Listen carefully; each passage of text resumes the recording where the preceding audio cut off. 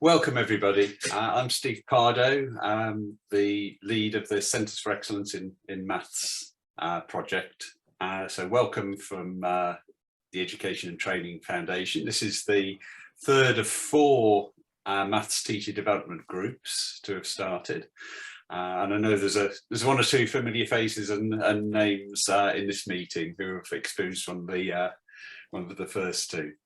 If I can ask you, everybody, if you could mute your microphones, particularly in the whole group plenary sessions when you're not talking. You will be going to breakout groups at various intervals, so by all means take the mute off at that point. So the idea of the maths teacher development groups is that we provide you with some exciting, relevant and up-to-date input on a particular theme around maths teaching and learning and assessment. And we give you a chance to discuss in breakout groups some of the ideas coming from this. But beyond that, the idea is we give you the opportunity to try out some of the ideas that you gain from the sessions, and in future sessions you'll be able to report back and share things with other people in this group. So this is the first of four sessions on the theme of using technology to develop mathematical understanding. So there are three further ones in January, February and March, and we're hoping that you'll be able to attend all four of them. It's not compulsory though, so if you find you have to miss the January one, do come along in February, no problem there. And likewise, if you've got any colleagues who want to come along to the one in January who haven't attended this one, do welcome them along. Okay, I'm going to hand over now to our presenters today. So we've got Emma Bell and Martin Newton from MEI, who are going to be mainly in charge of the session. But we've also got Byron Sheffield, who is one of the CfEM centre leads from Leighton Sixth Form College, and also Alison Clark-Wilson from University College London, who will be inputting for part of the session. So I think it's over is it to Martin or Emma to start off? I better talk if Martin's on mute. 1 second. Sorry. Hello, good afternoon, everybody. I'll just introduce myself. My name's Emma Bell. I work for MEI. I'm a maths education support specialist. Yeah, my name's Martin Newton. Just committed a schoolboy error there with mute on. I'm sure we've all done it. I work for MEI as a maths education support specialist. So apparently that's a mess. But yeah, so I think Emma's just popped the PowerPoint up there. So do you want to talk us through this bit, Emma? Yeah, no worries. So what we'd like to do, we'd like to start off with a bit of a chat blast.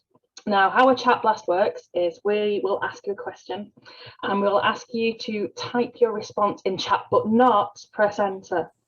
So think about your response, get it typed into chat, and then when we say go, you can press enter and everybody's responses should come up at the same time. And it's quite an engaging way if you're ever teaching online lessons to engage your learners in this way as well. Especially in maths when you're looking for perhaps a numerical answer and you don't want everybody copying off everybody else. Getting people to put and then press enter at the same time tends to work. It's a little bit like a mini whiteboard, isn't it? But yeah.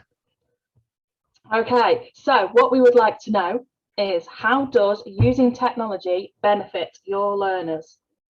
So we're looking for the positives here. How does using technology benefit your learners? So if you'd like to pop a response into chat, but not press enter until we say, we'll give you a couple of minutes to think of that.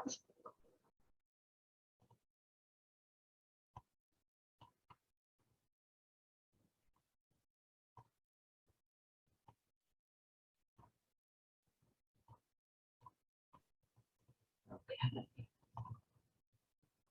You can put your hand up when you're ready, and then we know if everybody's ready.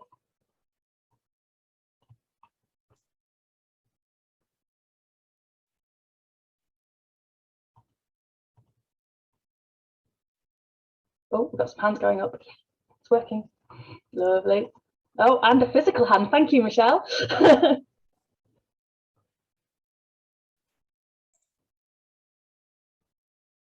Awesome.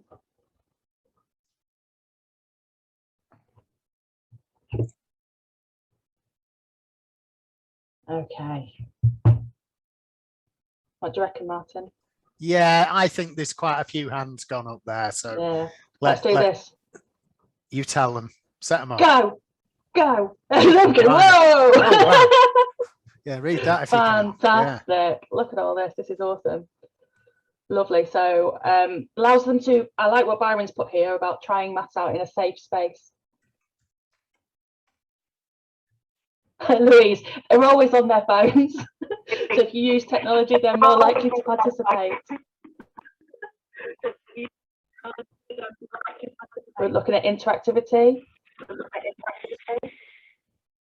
I think a couple of people have just joined. Would you mind just popping on mute?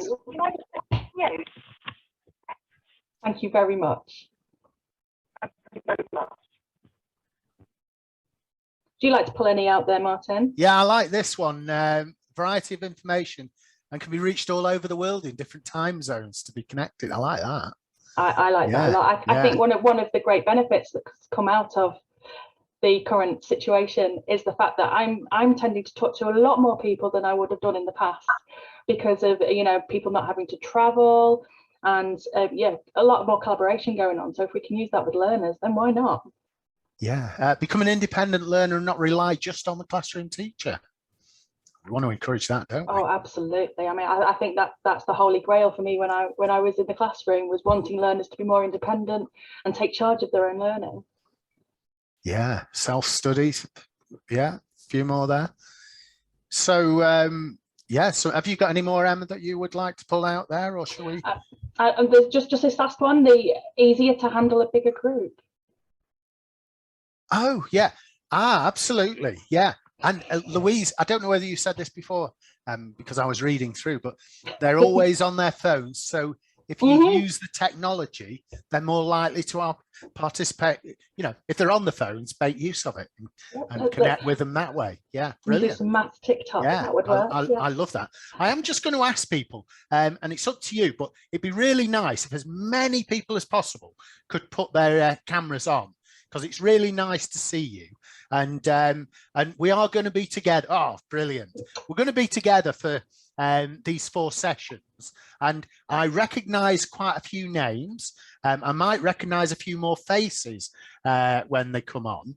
And it'd be nice. I'm looking forward to meeting some new people as well. And as Emma was saying, you know, it does give us a chance to communicate with lots of other people. Now, I sent out, which some of you did your homework, but not everybody did the homework. So, and if you didn't do this in advance, I would, not now, but I would like you to, after this session, have a look through this pre-course self-evaluation tool that I sent out on Desmos.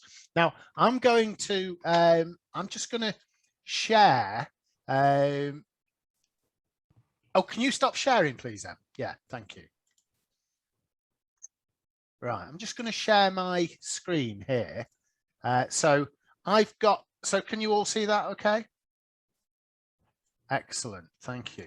So what I've got here is I've got the pre-course evaluation that you did earlier today or yesterday, some of you.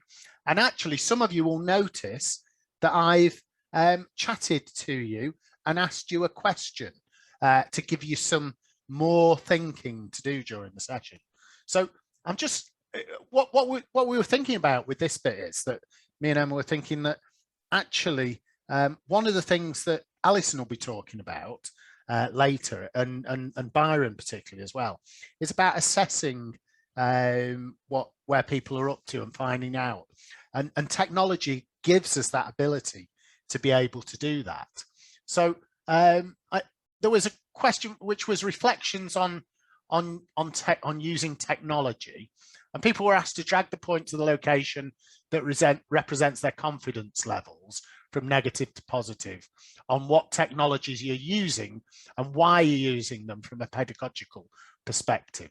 And that's the overview of what we got there. Yeah. And then we asked people, what are your main priorities from the Using Technologies course?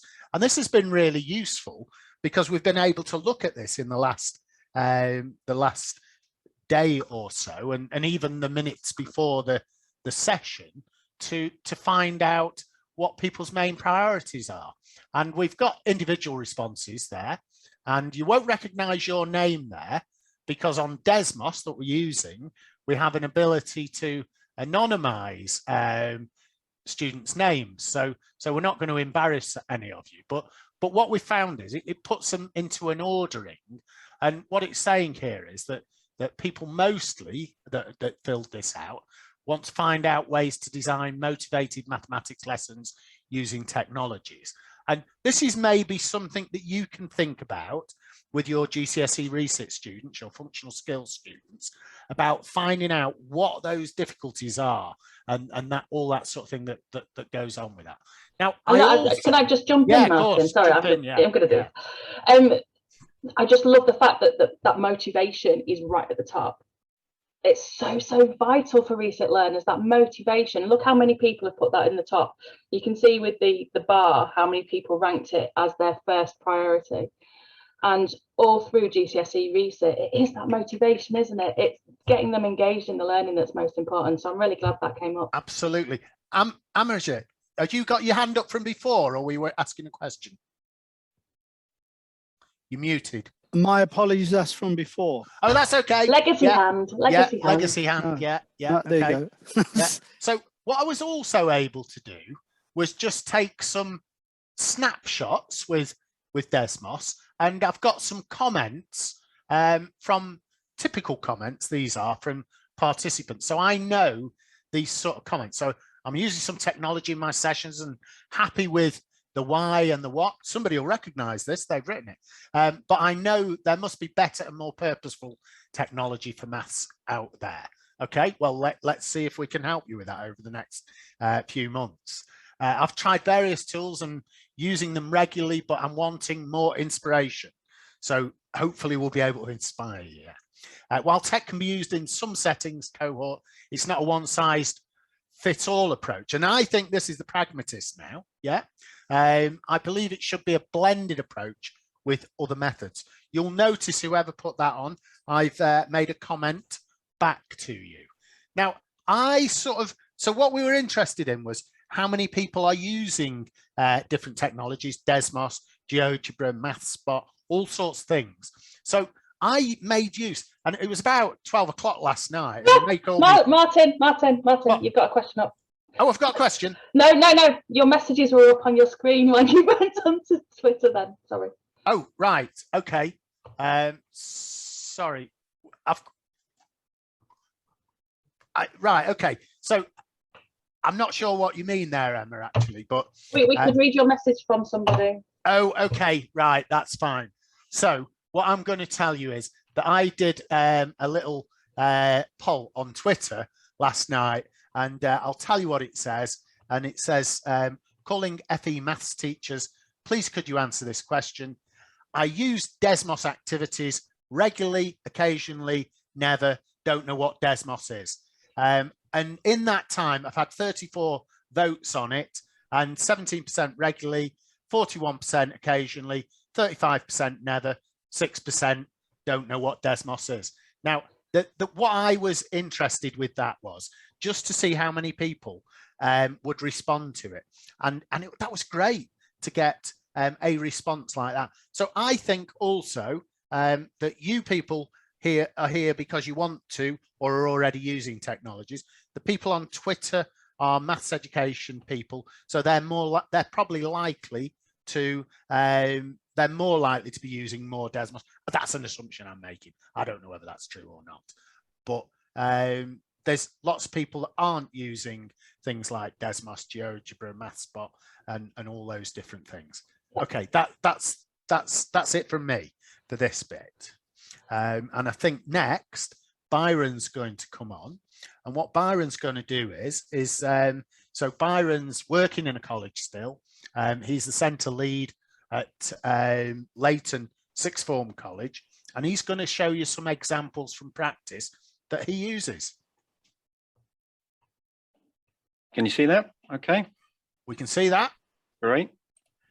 Good afternoon, people. Yeah, my name is Byron Sheffield. I'm the centre lead at Leighton Sixthorn College for the project, and also teach 2 GCSE classes on a regular basis.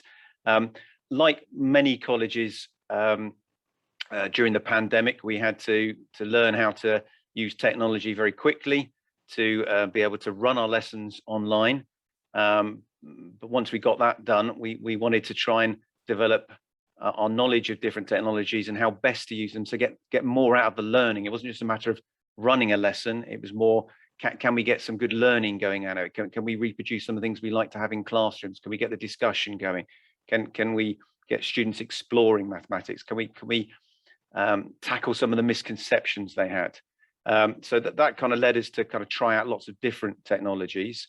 Obviously, with the lockdowns over and being relatively back to normal, we wanted to kind of pick out as much of that stuff that we thought was useful and use that in our classrooms. So what I was going to show you today is just a few examples of where we've taken that technology and incorporated it into our schemes of work and use it on a regular basis.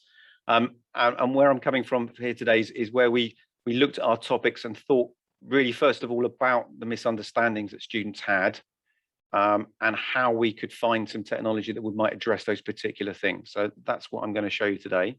So thinking about fractions, decimals, and percentages, and thinking particularly about equivalence and students' understanding of that. You could just have a think about what some of the misconceptions might be. You can throw them in the chat if you want to. I'm not going to spend very long on it. But what kind of misconceptions do students have around this? And I'm going to put up a couple in a moment that we've come across. So those are 2 that we thought about. And then it's thinking, well, what ways can we address some of that? So we looked at this demonstration on Visnos, which allows students to play around with fractions, percentage, and decimals, and see their equivalent, but see a picture version of it. And it became something that we could use as a teacher demonstration to kind of really target those misconceptions, but also something for students to explore. So we give them activities to do where they had to kind of compare things, try things out, get things in order, but that they could play around with those things. But also as a way of trying to help with the fluency practice, which wasn't a worksheet. So it was questions that they were given to do, but they could use this online tool to support them. So it was a good example of a piece of technology that helps support with pictures and ability to play around with what the students were trying to learn. A second example around angle facts. Again, I might just give you a few moments to think about what misconceptions students have around angle facts. Can you think of one? And I've specifically said applying angle facts in the correct context.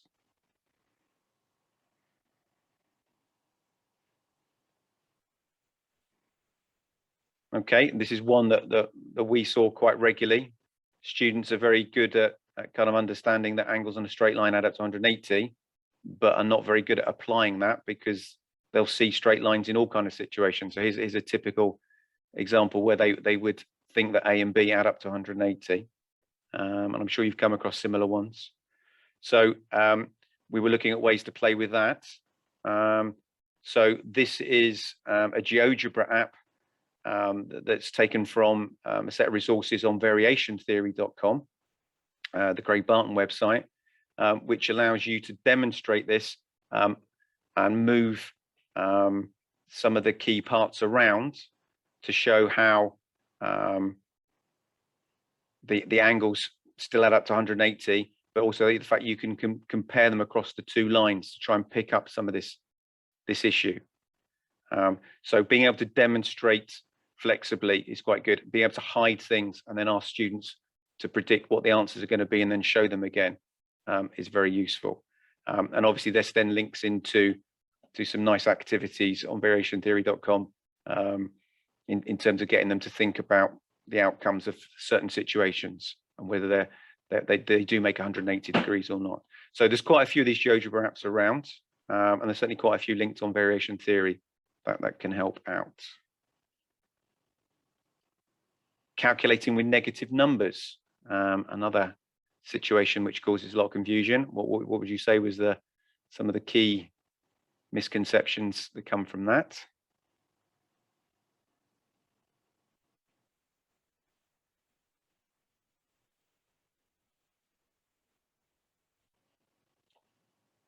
Okay, obviously this is a key one which we kind of picked up on, which was adding and subtracting positive and negative numbers, and this idea that two negatives make a positive. We find groups of students apply rules fairly randomly to these kind of questions, sometimes getting them right, sometimes getting them wrong. So again, we wanted to kind of really tackle that. And we've done a lot of work on using double-sided counters this year to try and support that. And MathSpot is a great online tool for showing these for teacher demonstrations, but also getting students to solve questions with this next to them, either the physical counters or on an online version if they're using their phones or tablets. And that seems to make a big difference in terms of them moving away from seemingly random approaches at times, because you can keep bringing them back to, have you made the picture? What does it look like in the picture? Does it match up with what you think? And we found that really useful. So that's MathSpot, which is I'm sure a lot of people use, but has got a lot of good resources on for demonstrating, but I think is good for students using as well. Okay, proportion is an aspect that we've done a lot of work on this year, trying to bring a lot of our teaching together to teach proportion in a consistent way. So we brought a lot of topics together under the title of proportion. So again, what maybe are some of the misconceptions for the properties of direct proportion?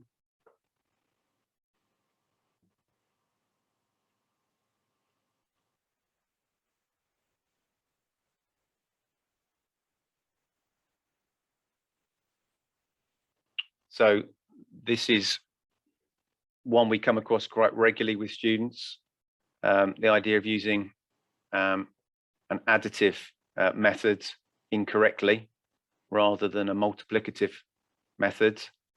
So it again, you can work quite hard with students to teach them how to do stuff, but then these things kind of arise because they haven't had it put back to them that doesn't work, or seen quite clearly how that doesn't work. So one of the things we've used at the moment, again, this is a Desmos activity, so we are using quite a lot of Desmos activities now, having used a lot during lockdown. So we kind of picked the ones we like the best and we're using. This is one which is about balloon floats, but it's a proportion question. Students fill in their answers after making calculations, and then they get an animation showing what happens, and they can see from the animation if they've got the answer right. So it allows them to keep trying till they get the right answer. It allows them to see what happens without being told it's wrong. So they have to interpret what's happening in the animation, interpret whether that's right or wrong, and then make corrections. We also like it, as has been shown by Martin, for the fact that you can get students to feedback on things. And that gives you an insight into their thinking. You can also share that amongst the students so they can see with each other's answers if they're on the right line. And you also get some really cracking responses, like the bear is a heavy bear, which I think was a delight. Fractions and a sense of fractions. So trying to understand and visualize what any fraction means. For me, this is a real issue. We do a lot of fraction work with students, but a lot of them don't have a sense of what a fraction means, or what it looks like, or what it looks like compared to another fraction.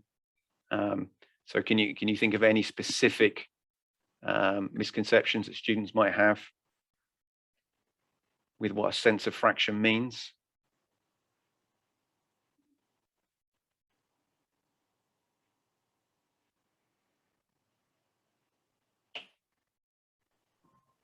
Okay, here's a two that we discussed. This idea that there's one missing out of this fraction and there's one missing out of this fraction, therefore they must be equivalent. It's quite a classic for when students are comparing things. And also this relationship between the numerator and the denominator, and what that denominator is saying. So we find students quite weak at this. So again, wanting to have some technology that helps support that in our lessons. So again, going back to MathSpot, there's a fraction wall activity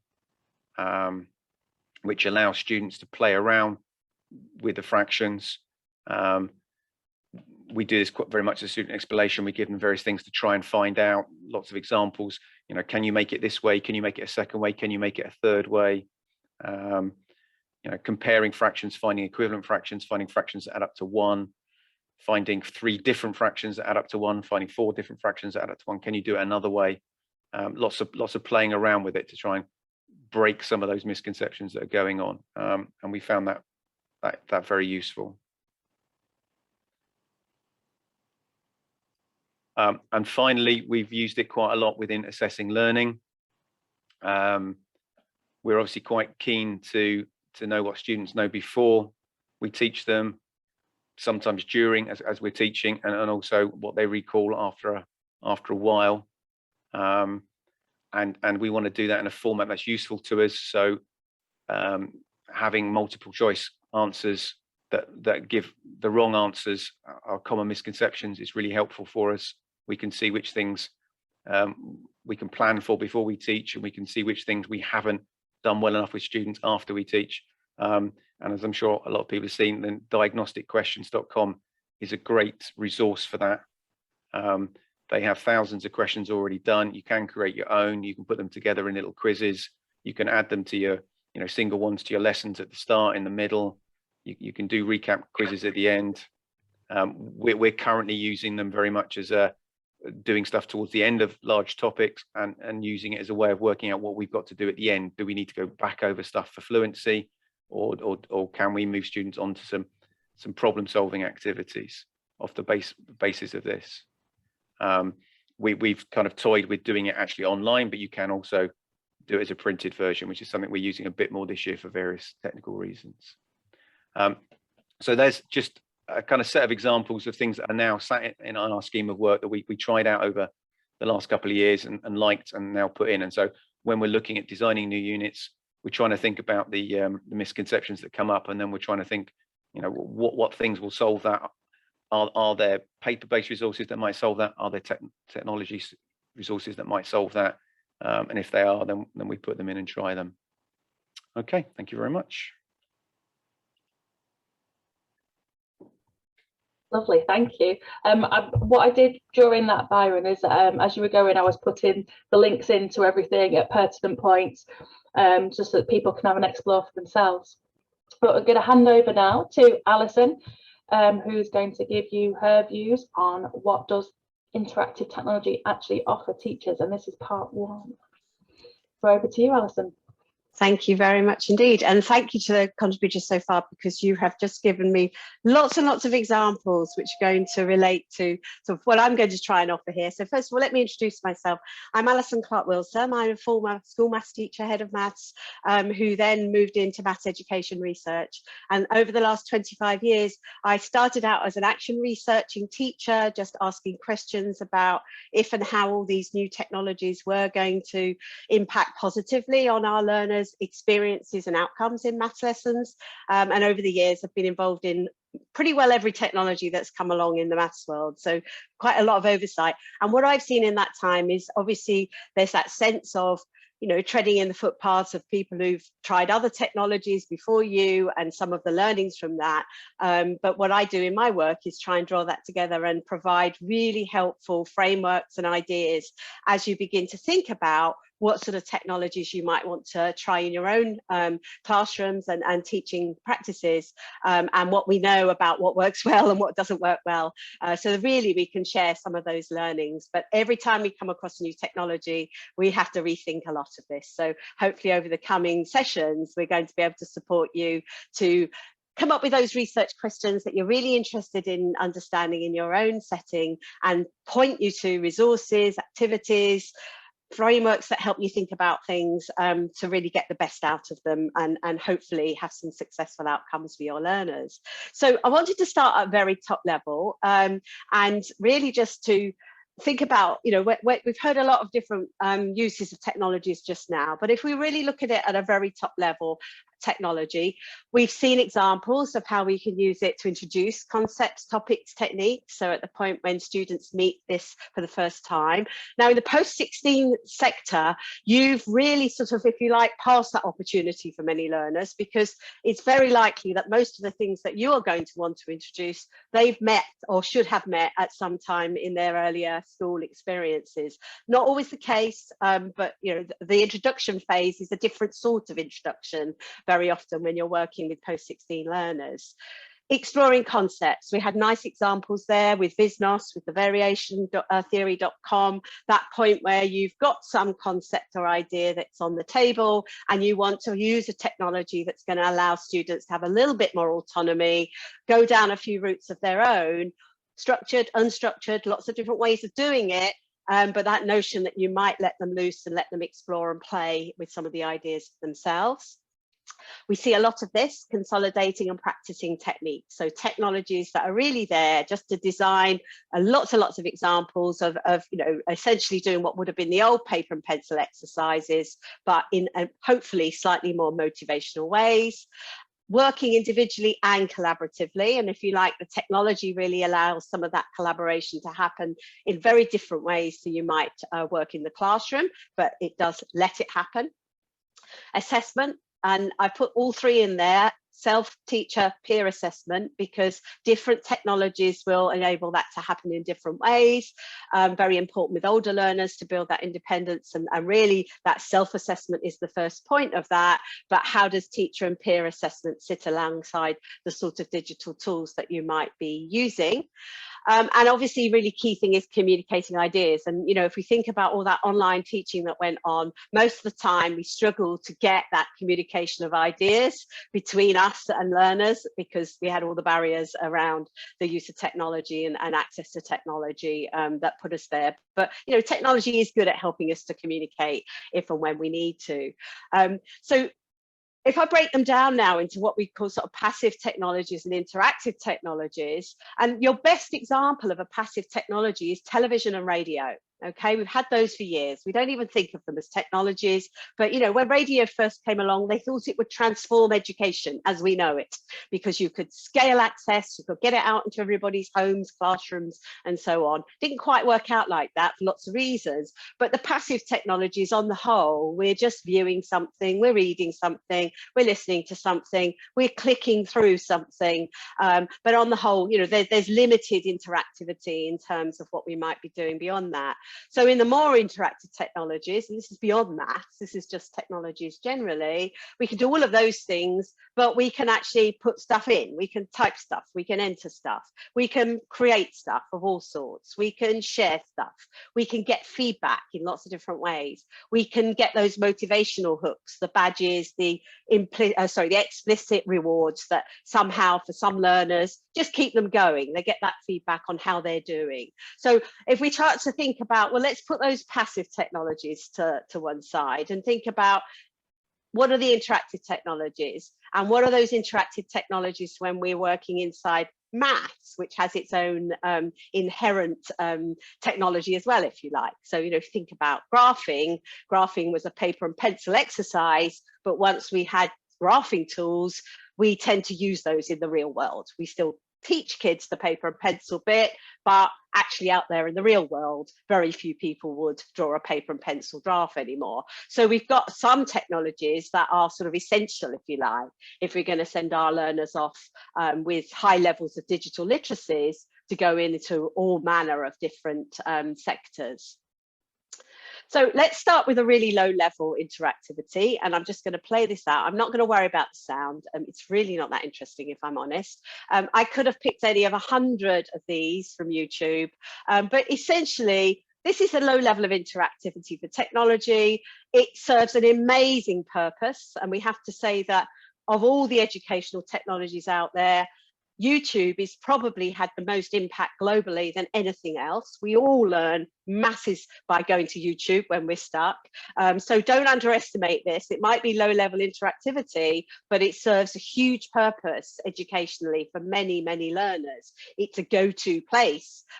What we have to help them to do is find their way through the millions and millions and millions of bits of content that are up there and slightly curate or help them to find that we think aligns with the way we teach things or aligns with the way that we want to build those sort of models and understandings that we're working on inside the formal setting. So don't underestimate, low level interactivity. It's about how it might sit within the resources that you would make available to learners at different stages. Flipped learning is a huge area of interest right now. What's the right sort of content in the flip is the question I would ask you with. There's a lovely action research question for you. How do you decide what is good video content for flip learning, or if you're creating or designing it yourselves? These are some of the things that are really interesting to explore. So the judgments are interesting here because, interactivity comes at different levels and we use it at different points in the teaching. And that's the important thing, is how do we know when this sort of technological content is the best thing for our learners?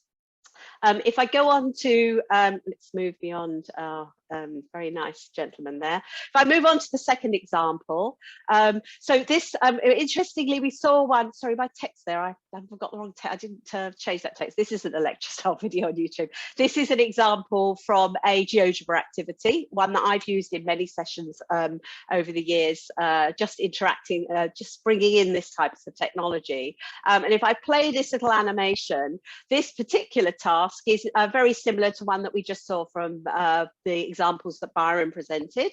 It's an exploration space to try to bring out the or encourage learners to think about how do we know, or what's interesting when we work with parallel lines. Now, I, as the designer of this task, really was heading for that sort of thing you're looking at now. So yeah, we might have get to that generalization that, when lines are parallel, something interesting seems to happen with the angles that I've highlighted there. But I kept going with this because this is really more like what happens in the classroom. I don't know what the kids, what the learners are going to do. They're going to drag points. They're going to come up with things. And interestingly, if you play around with this particular construction, it might take you a while to get there, but you find other interesting situations about where lines need to be to make angles look equal. So it's a really good example of how, it doesn't matter how we design our tasks, we might design them with one thing in mind. There are often quite different outcomes, and it's in the hands of our learners, if you like, to generalize in the way we might want to. So I learned this very early on when I was designing geometry tasks, 20 years ago, when this software first came out, that the learners will do a lot with what you offer them. And if I go to some of the original goal that quite a few people put forward for why they wanted to, or what they wanted to get out of these 4 sessions, one of it was around that task design. And there's certainly a lot we can draw on and feed into over the coming sessions on things to think about as you start to design technologies that maybe open up the maths a little bit more. All right, so it isn't a panacea by any means. We then have to think about what we put around it. In my case, I've got some structuring questions, or there's ways in which you actually create or choose the activities to limit the variations that are possible. So these are things that we can explore over the coming sessions. If I go to the next example, this one is sort of, if you like, going up a notch again in terms of interactivity. This is an example where we've actually got multiple representations of a scenario. We've got this little character up here, the robot, who is going to start moving. And I've got different representations of his motion on this particular activity. So when I set him off and play this animation, you're going to see various things change on screen. And this is an example of an activity that sits within a sequence of, a software that sits within a sequence of activities that actually directs the students to notice key relationships that appear within the table, within the graph, and that relate to the equation and the character's animation. So very different type of exploration, needs a lot more time in the curriculum. So, I mean, what we're going to really be exploring in the discussion that we're going to have in a minute is, you know, obviously there's masses of choice out there in terms of the sorts of technologies that may help you, that may you know, be worth spending time exploring. But if we look at what really affects our choices, you know, what actually influences which technologies we choose and when we choose to use them and how we choose to use them, clearly the first thing is time. And what this opportunity is giving you is some time to step back from your practice and really think about which direction you want to take some of your technology use in. So time is crucial, time to explore, time to play, time to get familiar yourself. But then alongside that, it's, you know, well, what are the mathematical goals? I mean, Byron's examples were all driven by a mathematical goal. So there was something in the maths that was really important in the college for everybody to get together and look at what technologies might help towards that. Teaching approaches. I mean, this is a really interesting one because we all have our practices that are established, you know, by what we've learned, what we do, and what we think is the right thing to do for learners, but that will massively influence the sort of technologies we choose. If we're someone who really believes that, you know, we need to give students a chance to re-explore some of these concepts because they never had that opportunity, and that's part of the barrier to them understanding or doing well in maths, then we are going to choose the technologies that allow exploration to happen. If we really think our role is to just get them through that next exam, we might focus more on assessing them and providing feedback and pointing them to resources that are much more fine-grained. So it really does make a difference how we think about the use of technology. And then with that, we've got our own confidence, our own skills and experiences. And the thing about using technology in the classroom is you only get better at it by doing it. So you can't get away from the fact that for every technology you might choose to use, you're going to have a first lesson that's a slight disaster. The second lesson might be a bit better. You'll have learned from the first one. If you get to a third one, you're starting to develop the practice of how to sort of really engage the learners, know when you put something up and show and demonstrate, when you let them do that, all of the pedagogy that goes around choosing different types of technology. And then there's your students' expectations. Again, in the post-16 settings, time can be very short. Our students want quick, sharp, responsive. They might not want to spend time exploring something. So there's all of this sitting there around influencing the choices that we might make. So what we'd like to do now is really give you a chance to get engaged and involved in some of this discussion. We're going to be moving into breakout rooms, and what we're going to do there is to really just have a chance in smaller groups for you to say a little bit more about the sorts of interactive technologies that you have experience of, and some of the challenges, if you like, or some of the ways in which you had to adapt or adjust what you would do normally as you started to work with those technologies. So I hope that someone is now going to magically distribute us across the breakout groups. We're going to be there, and I'm sorry, I've lost my clock visibility on my computer right now. We're actually going to be there probably, I would say, for about 9-10 minutes, because we've lost a few minutes there, before we go into a break. So I'd say, can we go into the breakout rooms for 7-8 minutes, and then we'll come back and have a short plenary before we will go into our first break. You will see one of the organisers in your group who will be making some notes and to feedback to the plenary session. Thanks, Byron. Holly? Hi everyone. Hiya. So in my breakout room I had quite several teachers who were quite new to teaching and hadn't really used any interactive technologies, or so really excited about some of the ideas that have been shared. And then a couple who regularly used Kahoots, used the math spots of differentiated questions and the starters from that, a bit of maths, a bit of Century and a bit of Maths Watch. And then just before we got sort of thrown back into this room, one of the participants had a really good point, because we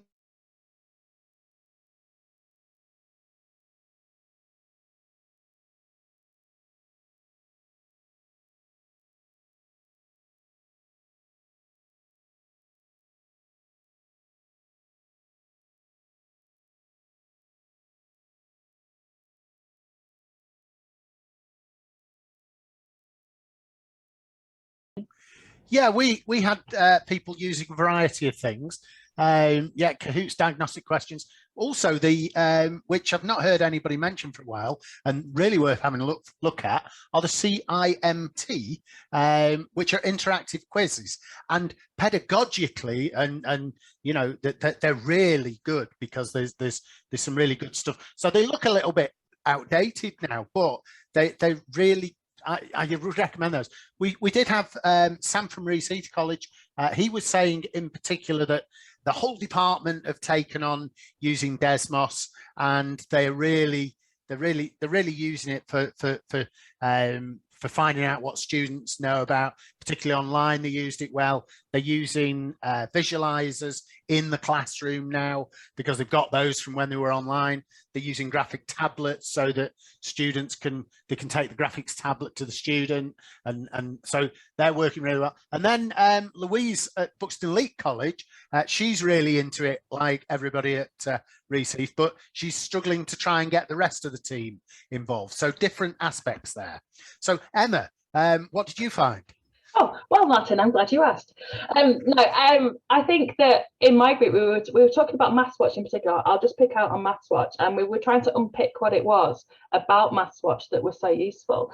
And one of the things that we're talking about was the fact that a lot of the technologies, actually using them becomes a barrier for the learners. So I know from my experience that using Teams during lockdown, I assumed that the students could use Teams.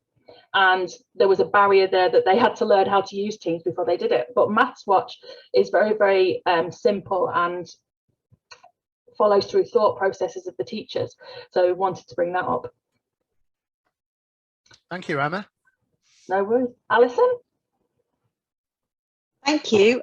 So we had a very provocative first question that came up in our group from Gareth, which was, could maths be taught exclusively using digital materials? And we're discussion around where the role of actually handwriting and handwritten responses, and when it's really important to work on paper. That was a political question with a college with low resources, with this shift to doing things digital, but actually it's a really good research question. So I think, Gareth, you should explore that. But many of the technologies we've just heard came up.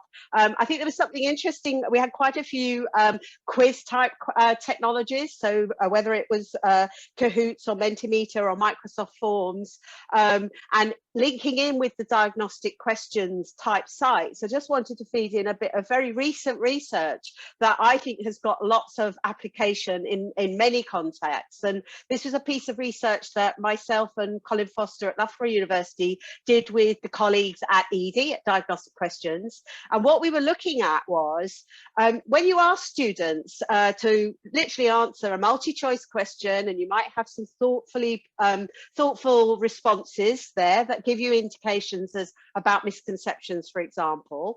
If you always ask them to rate their level of confidence in their answer, so they give an answer, but you ask them to choose sort of a 1 to 5, not confident through to highly confident, I know I'm right. If you also ask them to do that with each question, what our research showed was when students that answer questions incorrectly, but with a very high level of confidence, if you take that moment to deal with that, address that, so you can work out who that group is from your form or from your Kahoot or from your diagnostic question, if you go spend time with that group of students at that moment or soon after on that area, it has a higher impact. So the study showed across millions and millions of responses from students on diagnostic questions that intervening at the point of high confidence has a far greater longer term effect on their understanding than missing that moment. Now that for me is a little pedagogical tip that doesn't need to be inside diagnostic questions, but a good example of how we can actually build on some of those research findings. So lots of interesting things I think to explore, but I thought I'd feed that one as they seem to be quite popular softwares right now. That's me, Emma. Thank you. I really love that whole metacognition, thinking about thinking and getting the learners to completely break down why they're picking the answers that they are. And I'm going to look up that research. Thank you very much. Thank you. Okay, we'll do a break. I think everybody needs to stretch their legs and make sure that they're hydrated. So we're down for 15 minutes, but I was thinking 10, Steve. What do you think? Yeah, keep it to 10. Keep it to 10. Yeah. Love it, and that's a nice number as well. So if everybody comes back at 20 past, go stretch your legs, turn your cameras off, go get a drink, and we'll see you back at 20 past. And get yourself to the door of the Desmos activity.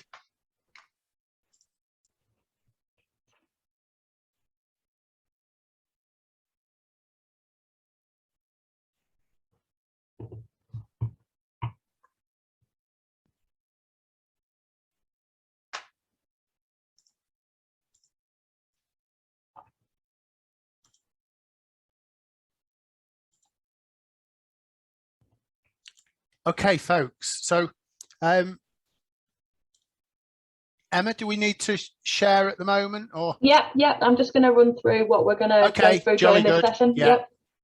Yep. Okay, so this session, this part of the session, we having a look at using interactive. I need to close the chat while I'm talking because it catches your eye, doesn't it, while you're talking? So, using interactive technology to deepen students' understanding. So actually looking at something in greater detail and thinking about the why. Why do we use this? What pedagogical value does using these tools have? Because it's all well and good having beautiful technology and lovely, shiny, glittery things, but we need to actually think about why we're using them and make sure they're having the right impact on our learners. So not just using tech for tech's sake, using tech because it's going to have an impact on the teaching that we do. So we're going to do some focus examples. We're going to look at Desmos in particular, and we're going to look at it in 3 ways. So the first way we're going to look at it, we're going to look at reducing noise with regards to the task at hand. So stripping away all the extraneous stuff when you think about cognitive load theory and things like that, stripping away all the extraneous stuff so we can get right into the maths and help with understanding that way. We're going to look at another task that looks at variation on a student level. So taking that variation to another level, looking at it on a student level. And then we're going to look at communicating ideas to a whole class using Desmos.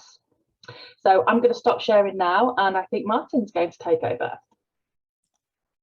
Yeah, Martin is going to take over, and we're going to go on to Desmos and do some maths. So I'm not going to tell you any more about that activity, and it's paused at the moment. So I'm going to release it now.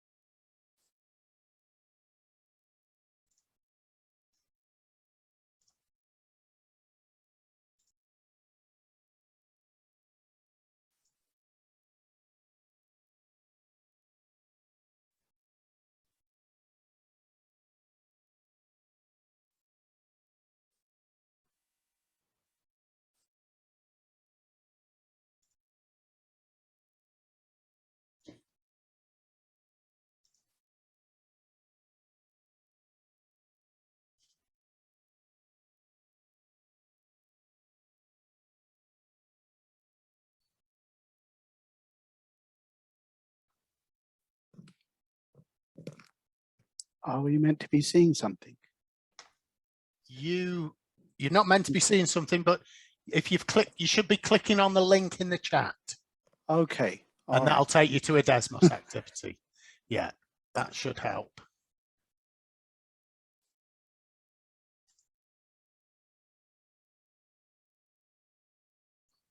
So I believe that on your Desmos activities at the moment, you should be able to see a screen where there's two distributions. Yeah. Okay. And I'm seeing some comments in the chat here as well that from what you're putting in there. So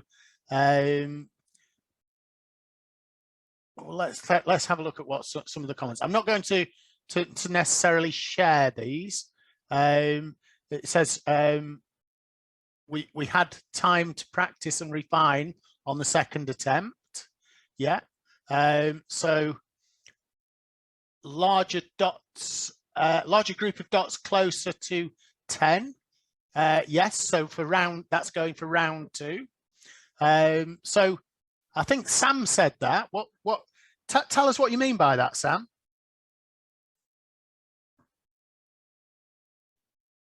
Apologies, there we go, I've unmuted myself. Yeah, so on the variations on the spread, the data is less spread, so there's like a larger mode towards 10, and then it looks as if less people, I think they understood the task better, so when they were to press stop, they didn't press it immediately, which meant they counted for hopefully for 10 seconds, and then, like I said, the large group of dots were closer to 10 than it was in the first instance. Okay, so Karen's saying also there, less spread, keeps moving in front of me, but we're saying less spread there. So more people closer to 10 seconds. Byron's saying there is less variation in our guesses in round 2. Okay, so there are more dots lined up near 10. Rebecca's telling us. So what would that imply, Rebecca? Just that they're closest together. I'm not sure why some of them go higher up, but I thought that might mean that people are getting exactly on at the same time. Ah, right, okay, yeah. So what mathematics with that quick little activity that didn't take very long? So would somebody like to tell me, or what mathematics went on there, or pop it into the chat? Quite happy for people to shout out.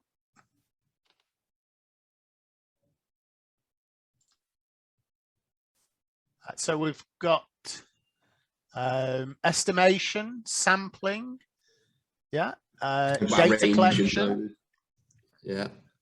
Sorry to show off, Martin. I'm impressed with my 9.931 second go. Oh, well, there are no prizes. There are no prizes. No. So Byron, average and spread. Yeah. Time units. Yeah. So and it's interesting, isn't it? Because Alison talked about one of her activities there, which I think was a GeoGebra activity, and talked about multiple representations. Is this activity a multiple representation activity? Somebody can answer me if they want to on that. Plotting of graph, yeah, statistics, approximating, estimating, which is going into the chat there. So is this a multiple representations activity, or is it something different that we often see? Now you're starting to play guess what's in the teacher's head here. So I'm going to say, I think that's more of a combining topics, isn't it? So we're combining estimation, units of time there, comparing distributions, averages, mean, spread, the mode, perhaps, and various things. So a lot going on there. And that's very typical of GCSE questions, isn't it? Those middle of the paper questions where we get a combination of topics. So I think that this activity is quite good from that aspect. Yeah, I mean, I'm going to jump in, Martin. Now. Yeah, go for it, Emma. Yeah. I mean, I know when we were talking about this activity when we were planning it, and if we were going to do this live in class, quite often you'd have someone with a stopwatch, and you'd have someone with pen and paper marking down everything, and it would take ages to get the data before that you could actually start analysing it and thinking about words like variation, mean, range, and all those kind of things. So what this activity has done is it's stripped all that away, all that extraneous stuff about using the stopwatch and doing because what we wanted to look at was the data analysis, not necessarily the data collection. Thank you for that. Has anybody got anything else that they'd like to just add to about that activity there?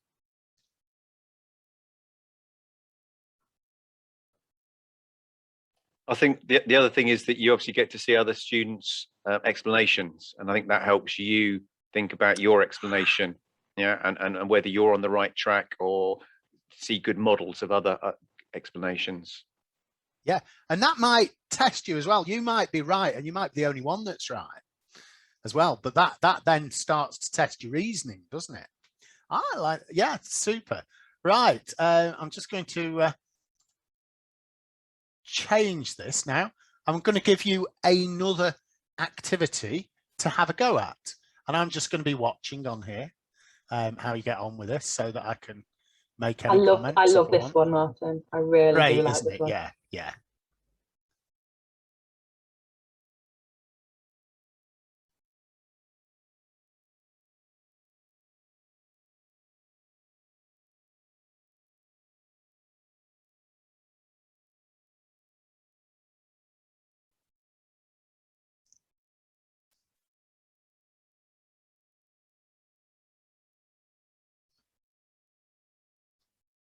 So I might be saying, I can see what Matthew's doing here, and I might be saying to Matthew, what can you do to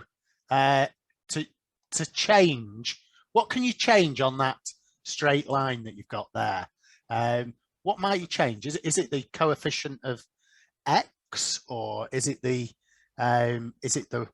y-intercept that's what is it? How can you make, so do you see what I mean, Matthew? Maybe change one thing. Yeah. It could be the gradient, couldn't it? Yeah. And what, you know, so that would then bring out the question, well, what does the gradient mean? And if we're in a classroom, I could be having those conversations with you because I can see your work happening straight away. So it allows me to go and have a look, doesn't it? You know, and so Max, is yours going right through, or is it just touching that red dot? What is it that you need to do? If you could change one thing, what would you change, Max?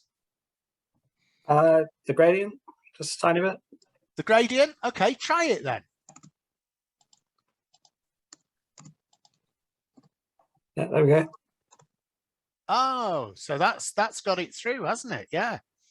Yeah, okay. So I can see that yeah, Max has got it through there. Byron's just touching that red dot as well. Carla, what equation did you use, Carla? I use y equals 1 plus 0.7. So I change. Oh, okay. Yeah. Y-intercept and into. Excellent. It doesn't say to have an integer. Yes. Yeah. Yeah. So this is a really good activity. So what I wanted to sort of show you now actually is how could we, I'm going to share again now, and so lots of you know about Desmos and you're okay. So what I'm going to look at there is I'm thinking about that activity, and that activity was very much about variation theory. So one of the things in FE is that CfEM are starting to look at mastery and what mastery means in further education, and variation comes in a lot in the mastery with the NCETM, the National Centres for Excellence in Teaching Mathematics, and it's about what do we change, and if you could change one thing, what would you change? And that's a perfect example. We often see written exercises where one thing changes. for that variation. And, you know, it might be solve this equation with this quadratic with coefficient of 2, and then the next one's got a coefficient of 3, and then we see what happens with it. Now, this is the student making those choices as to what it is they change to try and alter it. And the beauty about it is they can see what happens at the end of that when they do it as well. So what I wanted to just share with those of you that don't really know this, so I'm sharing here. I looked at Desmos here, and that's the sort of home page there, and we've got some starter screens. And I got that screen there from popular screen remixes, and there are quite a few of these here. I'm just going to assign that to the class now, so at some point later you can oh, it's already assigned, so it was just a matter of me. I'll tell you what, I'm just going to give a single session code, because you don't have to have people signed into your class. You can use a single session code with Desmos. So I'm just going to create an invite code there, and we should be able to have a look at that, and you could see the rest of the activity then. So I'll just share that with you now. I might have clicked on the wrong one. I think I possibly have. So I'm going to give you this student link, very easy. Just copy it there, and then I'll pop that into the chat for you. And that's a sort of bit of an example of how easy Desmos is to use. So there we go. Now over to Emma. I'll stop sharing there. And Emma's going to take on a third aspect of this, aren't you? Emma, you're muted. I loved saying that. I'm going to try to do something live, so let's see if this works. Right, 1 second. And so I think why Emma's doing this live is possibly because some people may well say, well, what about if we haven't got the technology? Yeah. Yeah. Yeah, so a lot of the things that we've looked at so far, Martin, they've been very much student focused, with lots of student input and relying on students being able to have access to technology to be able to do everything.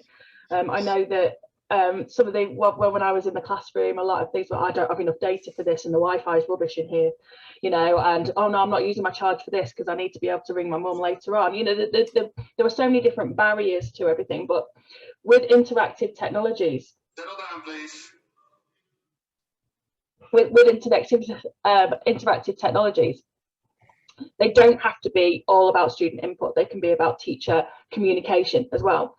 So what I wanted to do was actually go through perhaps how I might do y equals mx plus c in the classroom using Desmos, because there are lots of different sides to Desmos. There is the side that's Martin shown where you can lead students through something, and then there's the graphing calculator side of it, which we're going to look at here, which is actually absolutely fantastic for projecting a graph, just throwing a graph up and being able to use it and ask pertinent questions as you're going through.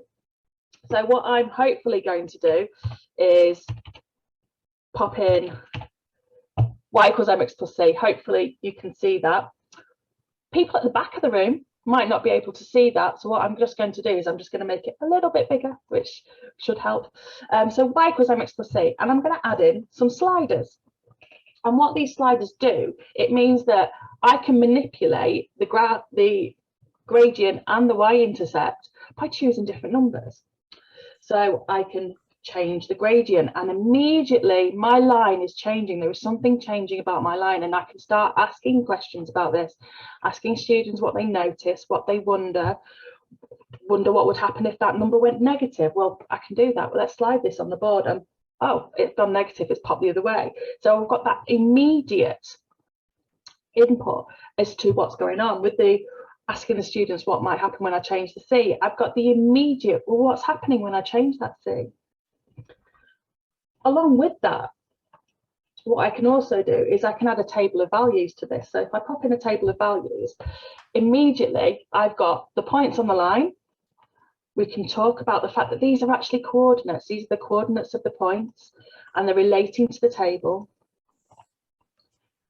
I can then change the gradient and I can see the points moving, and the points are actually moving in the table as well. So without actually having to set anything up before the lesson, I've just been able to throw up a graph, throw up a table of values, and then talk about the gradient and intercept within 30 seconds with the learners. And I think that's something that's really, really important with these interactive technologies. It's about time. And we know that quite often people don't have all the time that they wish they had to get to grips with things and to plan out an absolutely perfect interactive lesson with the resources. But just being able to use this kind of thing, I haven't even logged in, I've just thrown up this graph and we've started playing with it. What is good if you wanted to move beyond that onto student devices and student laptops is that the Desmos works on all phones as an app, and it also works on web browsers.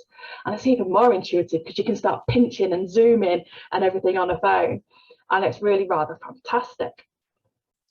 So that's just one example. And I wanted to draw your attention to some more examples that are on the MEI website. So I'm just going to pop a link in the chat.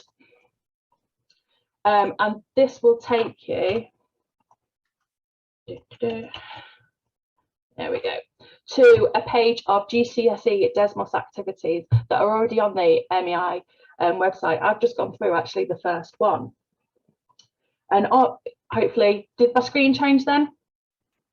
Yeah, awesome. So this is Desmos activities for GCSE. We've got algebra, we've got geometry, and there's teacher guidance for all of these. So if I just pop into the algebra tasks, and fingers crossed it'll open up in my browser. Brilliant. And this is what I've just done. So I've got these step-by-step instructions on how to do it, and even some questions for discussion with the learners to use with that. And then taking it even further and seeing if we can get an equation that goes through certain points. And there are a multitude of activities here that you can have a look at, and they're already there for you to enjoy and for your learners to enjoy and to deepen their understanding as well. Okay, so I'm hoping you found that useful. Looking at technology in lots of different ways is really, really important. I think it's come up quite a few times about the fact that technology is just part of the toolkit that we use. Gareth's question about whether we could do everything interactively, I'm not sure I would want to. I think I'd like to use a variety of things, and I'd probably do a different thing for every different topic and every different class, because we change things for our own learners all the time. So let me go back to that one. Okay, so we've reduced the noise. So we've looked at different ways of picking a way to actually look at the maths. We've looked at variation and some ideas on how to look at things with a whole class. And we're going to move to breakout rooms again. We're going to go to the same breakout rooms that we did before. And this time, I want you to think about what has been discussed so far in this session, all those activities that have been discussed so far, particularly with Desmos and the activities that Alison went through and Byron went through. What could you take away from this session to use, and which ones do you think you could usefully explore in your own classrooms? I think that's a really vitally important question. Again, the question should be on the Padlet. Emma? Yeah. Can you hear me? Apologies, I'm going to have to leave because my car's got a punctured tyre, and yeah, I've got to get it sorted. So I don't want to be impolite, but this is WG. I come up on the screen thing. All right, thank you very much. Yeah, but thank you for everything. And obviously, when you send me feedback link, I'll give feedback soon. Been great. I think Desmos seemed to jump out a lot, to be honest. I think I'm going to have to review Desmos. Yeah, sorry, thanks. That's interesting you should say that. We'll talk about that in a second. What I do want to do, Duncan, because are the breakout rooms going to be the same? I think he's saying yes. I think he's saying yes. Yes, they will be. Lovely, lovely. I just wanted to double check with the bumping. Okie dokie. So on the timeline, it says that well, we've got about 5. So shall we go, Steve? I'm calling on you here. What do you think for the breakout groups, please? Where are we now in terms of time? It's yeah, should we go for another 10 minutes? 10 minutes, lovely. Yeah. So 10 minutes, 5 to 4, Yeah. and we will be returning. I'll see you all soon. Recording progress.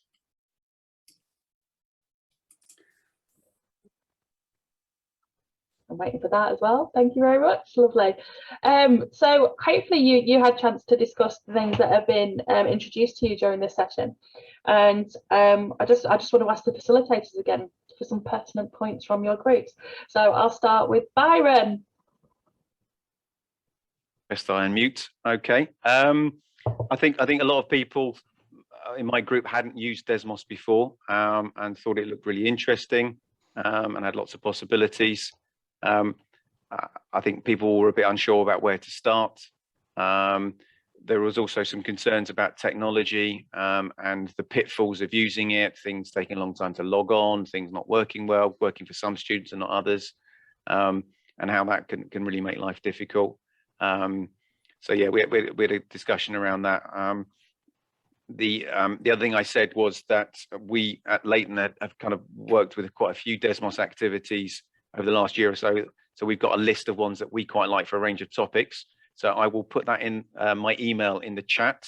And if people want to email me for a list of kind of starter activities for Desmos, then I'll happily send it out to people. And you might be able to have a look down that list and choose one that you like to have a go at. They've been road tested. So that's what you need. You need that quality assurance, don't you? Even though this is sometimes it's hard to go through all the plethora of things that there are and find the things that actually work. So yeah, so if you look for a Desmos activity and you search on Desmos itself, anything on there has been through Desmos's quality assurance team. You can, though, however, find Desmos activities that have not been through that by searching on the web. What that means is that you might have to spend more time just checking it is okay and everything. But if you can't find what's on, I'd always go to Desmos first. Thanks, Martin. Holly? Hi. Yeah, similar to Byron, my group were all new to Desmos, but they really loved the visual representation and how you could use that to really address concepts. They also liked the idea of using technology and using phones, and talked about the phone being the comfort blanket in the classroom. And a really good way of sort of differentiating and stretching and challenging all. But we also talked about sort of operational problems and not so much sort of the IT not working, but the lack of IT in some places. So one teacher, she said sort of lots of her students don't even have phones. So we were talking of ways of using Desmos, really the teacher using it, so using the graph thing. So you don't have to, limit it to the students engaging. It can be used really usefully in other ways with the teacher and with students coming up to the front and perhaps having goes on things.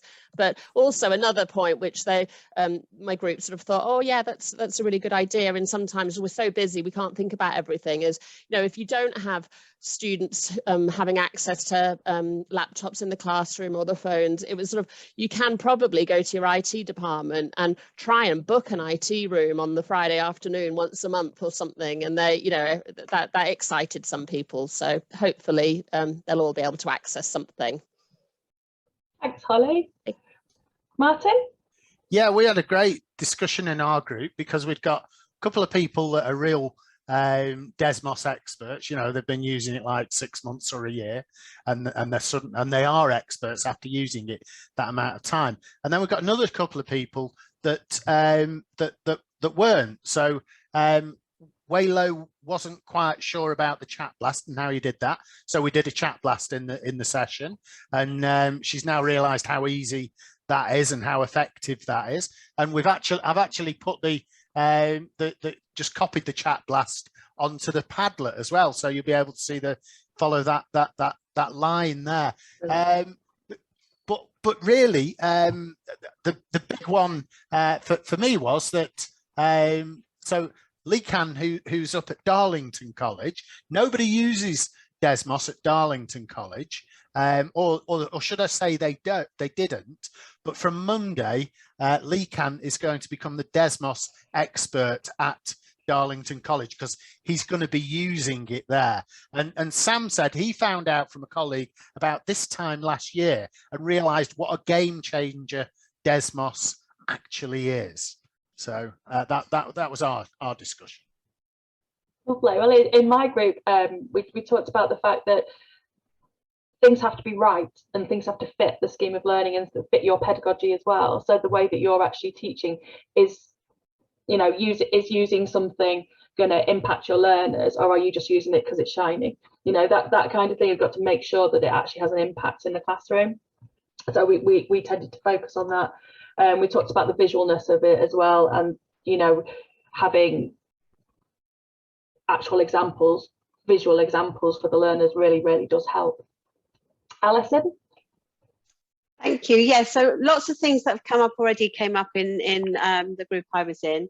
I think the key, if I had to sort of sum us up, there was a really strong thread of inclusivity and access, really, and that was because we had colleagues in really quite different circumstances with regards to technology access, and there was this real feeling that, you know, it's only really equitable if you work with the lowest common denominator in the groups that you're in, and that is challenging because the students don't then have lots of experience with technology. So logging on to different sites at the beginnings of sessions when you have got access take much longer.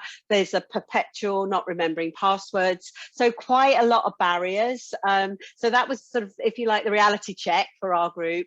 But on the other side, I mean, definitely there's people interested in looking further or looking again at Desmos. So just realizing you can get on there without logging in, you know, has some advantages.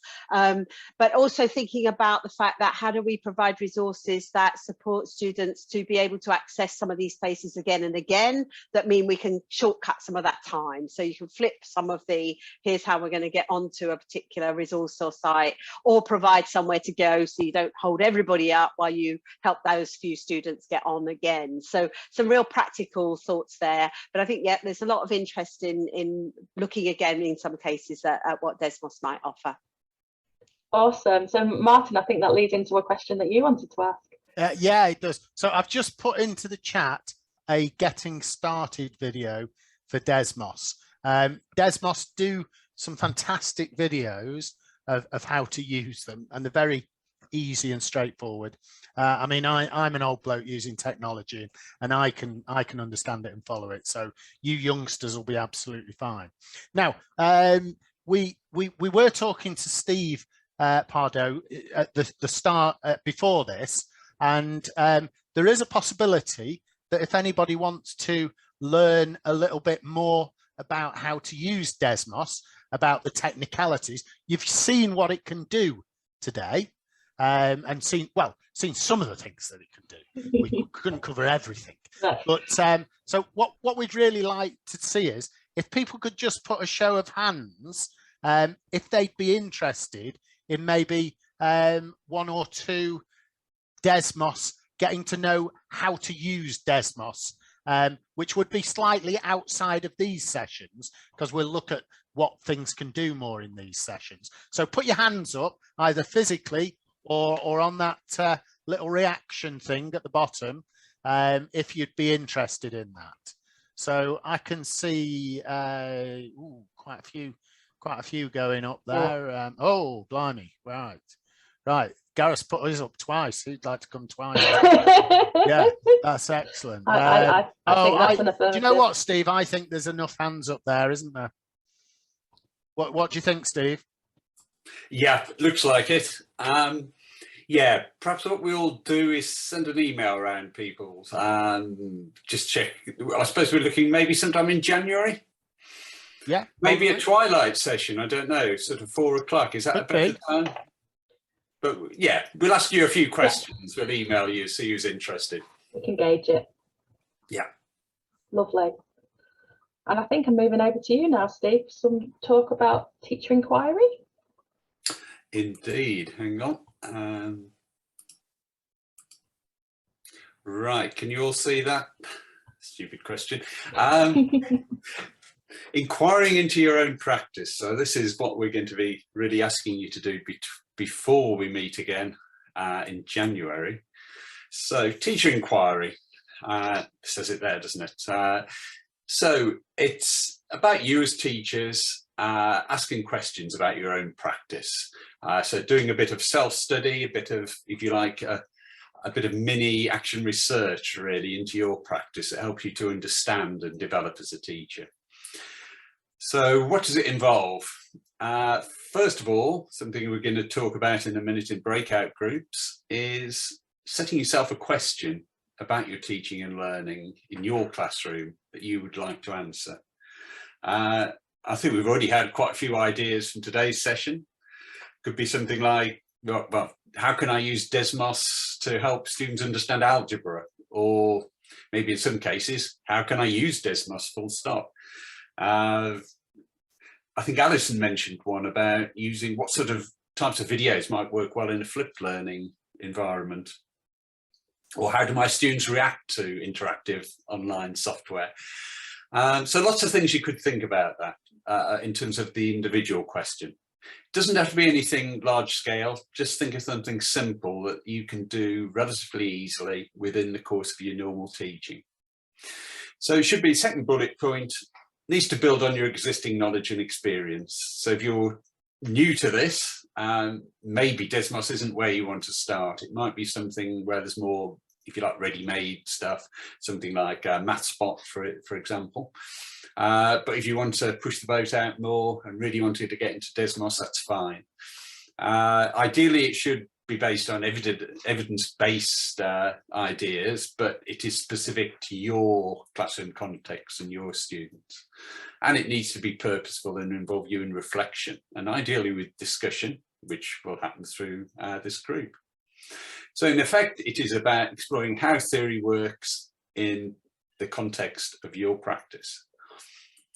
So there's just a representation of it as a cycle of teacher inquiry, which is rather similar to a lot of models of action research, in fact. So starting with discussion, or at least reflection on your existing knowledge, and maybe what research evidence there is about a particular idea. Posing yourself a question, as we've mentioned, and then the big one we want you to do before next week, inquiring into your classroom practice. So actually doing something with your students relating to today's session, and then reflecting on it afterwards. And the cycle goes around, as shown in this one. So that first cycle might lead on to a second cycle where you're modifying your ideas or trying something slightly new. So for the final breakout group, we haven't got a lot of time. We want you to work in your groups again, think about a question about teaching and learning you'd like to explore.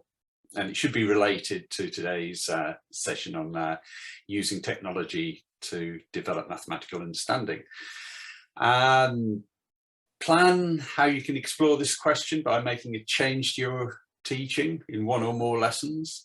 So don't be over ambitious. We don't discourage you from that, but think what you can reasonably do on top of everything else in your hectic lives as teachers.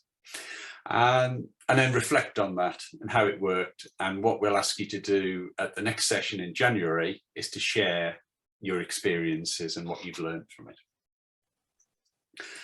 So that's all I've got to say for now. So if we can go into the final breakout groups, it's almost 4:15, so we can say till 4:25, and we'll come back to some final questions.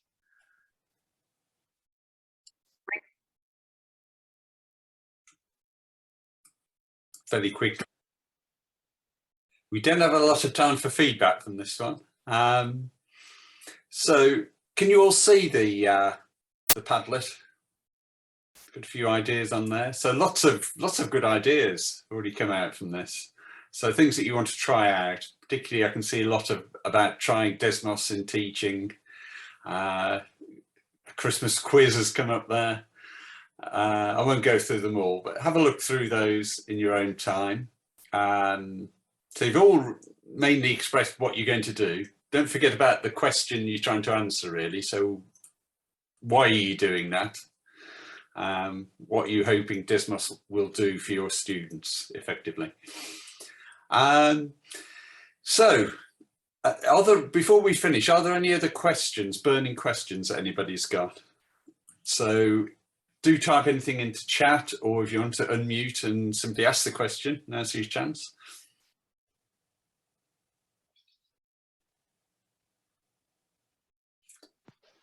Steve, I've had someone in my breakout room who's really enjoyed today, and they weren't able to come to the CPD last week and the week before, and was asking how they can access these. And I've said that there will be videos put somewhere, won't there, or resort, you know, the videos could be shared, could they? That's right, yeah. Yeah. So the videos recording will be sent to all of you certainly after today's session, but we could send those out across the board. Martin, Yeah, I'll tell you what I was just going to say, Stephen. I've unmuted this time. It's interesting being involved with last week's session on responsive teaching, because a lot of the stuff that we've done this afternoon is very much about responsive teaching as well. So it really is, you know, these have been thought out very well, these sessions, and there's linkage between the sessions. So I think it's an overall thing that helps develop you. That's all I want to say, really, Steve. Yeah, absolutely. There's certainly links and overlaps between some of these sessions, so do feel free to come to as many as you wish. Okay, then, just a few things I just wanted to say just to round things off. First of all, we will get the materials, the recording of today's session, the PowerPoints, and also some of those links which appeared in the chat. We'll gather those together. So if I can ask Martin and Emma and Addison and Byron, if you could send any links, probably easiest send them directly to Duncan, if you've got his email address there. If you haven't got it, by all means, send them to me. And we'll get those out to everybody. We'll also, the most important thing is we're going to send you all the feedback form. And you know how important feedback is to your students. Well, feedback is just as important to us, to Martin and Emma and the team. So we want to know what you liked, didn't like, and suggestions from today's session. So do please take a couple of minutes just to fill that out. And equally important, session 2, I can't remember the exact date unless Duncan knows it off the top of his head, but in January. 21st of January. 21st of January, another Friday, I think. So if you want to attend that one, and we want you all to attend that one, you will need to go back to the booking system and book in for that session. But we'll send you maybe the link to that with the materials in case you can't lay your hands on it. Okay, one last thing to say. We've had this is the third of these maths teacher development groups. We've got the first session of the final group happening not next Friday, but actually next Wednesday afternoon, same time, 2 till 3:30, and that promises to be a really good session again. So today we've been looking at how technology can help with mathematical understanding. Next time, next Wednesday, it's how context can help with mathematical understanding. So not about how you can necessarily integrate it with vocational learning, but really about how it can contribute to students' understanding of core key maths concepts. So we've got Sue Hoff and Joe Kennedy from Manchester Metropolitan University presenting that one. If you do want to sign in, go onto the booking system, and we certainly welcome you all along to that one. That's all from me. Anybody else? Have I mentioned everything there, Duncan? Anything I've missed? Just a polite request, Steve. I don't know if Martin, Emma, or yourself are getting in touch with everybody. There's obviously appetite for a little bit of Desmos training. We all teaching in FE, obviously some of us teach in the evenings to 9 o'clock, 4:30, 6 o'clock, as you're obviously well aware. You're never going to be able to facilitate it for everybody, but if you could ask those questions so we can get as many people on board as possible, that would be appreciated. Yeah, and we were thinking of maybe a couple of sessions, maybe one twilight and one another time, but we can, it'd be a good idea to find out from yourselves. Yeah, we'll do brilliant. that. Thank you. Okay, if there's no more final questions, I'll just thank Emma, Martin, Alison, Byron for the great session they've run for us this afternoon, and hope you all have a great weekend. Thank you very much. Likewise. Bye now. Cheers. Thanks, folks. Very much. Great to see you all. See you in January. Thank you. Thank you. Have a good break, everyone.